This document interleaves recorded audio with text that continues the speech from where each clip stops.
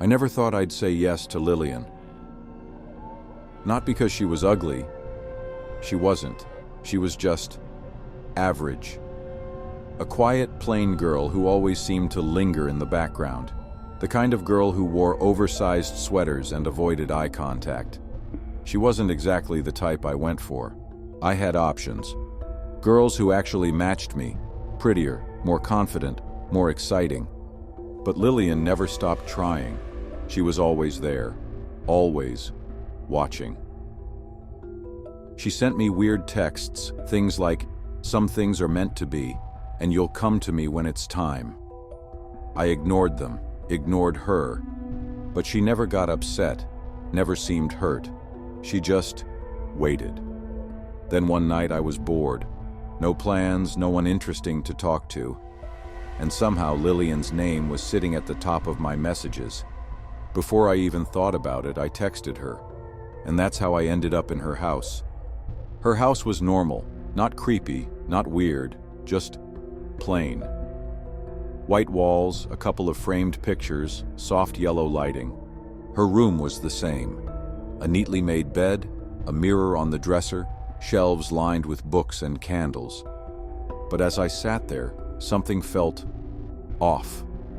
The books on her shelves weren't normal books. They were old. Some with symbols on the covers I didn't recognize.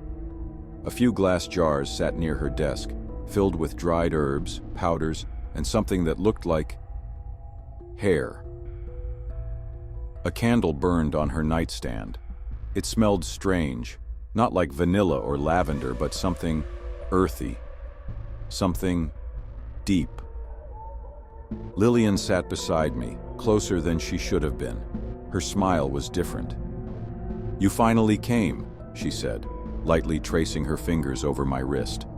I shrugged. Guess I did. She just smirked. After a while, she got up. "I'll be right back," she said. Bathroom.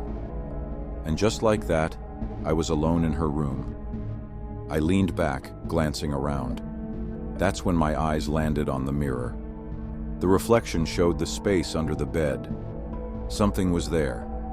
At first, I thought it was just a stuffed toy, a small, worn-looking doll lying flat on its back, arms at its sides. The fabric was old, discolored, hand-stitched. It was weird, sure, but not that weird. Maybe a childhood keepsake or something sentimental. But the more I stared, the more something bothered me about it. Its clothes looked familiar. I leaned in, my stomach tightening.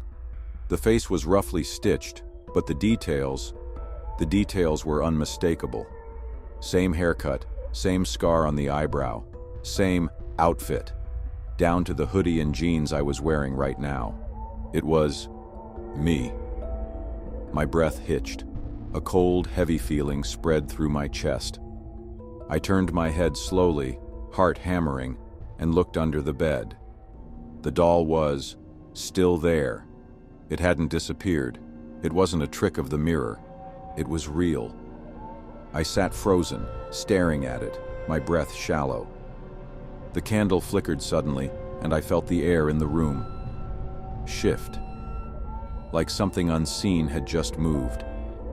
A slow creak came from the hallway. Lillian was coming back. I barely had time to sit up before she stepped inside. She tilted her head when she saw my face, her smile never fading. "What's wrong?"